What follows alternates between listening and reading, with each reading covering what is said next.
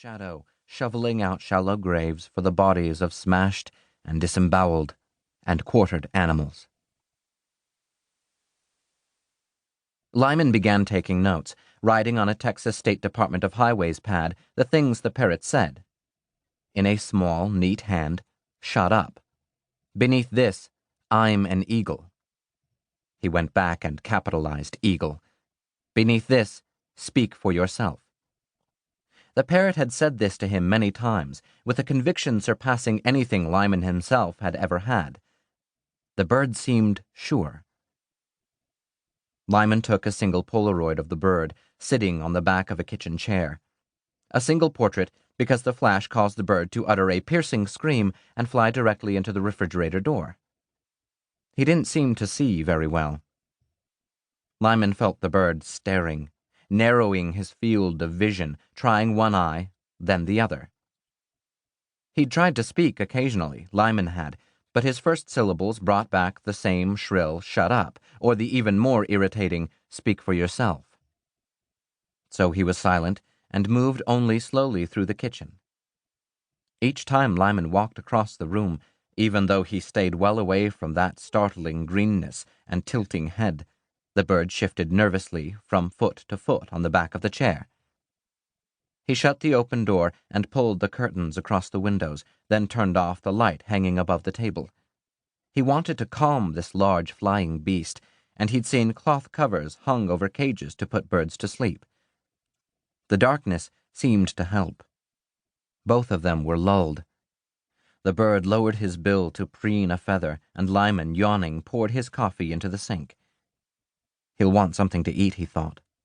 What does a tropical bird eat? From the cupboard, he mixed a variety bowl.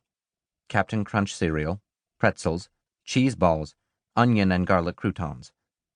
The parrot was on the chair in the far corner of the room. Lyman walked slowly to the kitchen table and slid the bowl across the formica toward the bird. He was shocked when the parrot jumped immediately from the chair to the bowl, lowering one eye to the level of the croutons and pretzels. A four-toed foot, almost a hand, lingered forward and lifted a pretzel from the bowl, brought it to the bird's beak. The beak dropped the pretzel back to the bowl, and the bird returned with a short hop and flap to the chair. "What then?" Lyman asked. The parrot looked up at him. Suddenly, Lyman realized the bird had let him speak. "You let me speak?" The bird brought a long clawed toe up between his heavily lidded eyes and scratched at the scab there. Lyman moved back to the refrigerator, opened the door, and bent low to see what else he might have to offer the bird. He heard the rush of wings then, beating hard, flapping down on him, and all his thoughts were of the long claws and the thick, curved beak. He screamed, ducked lower, and covered his head with his arms. The parrot screamed too, coming in low, screaming in mid-flight, screaming out of the darkness toward the 40-watt bulb.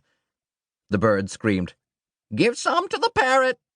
and lit on a shelf in the refrigerator. Lyman looked out from underneath his arms, squinting, ready to cover himself again.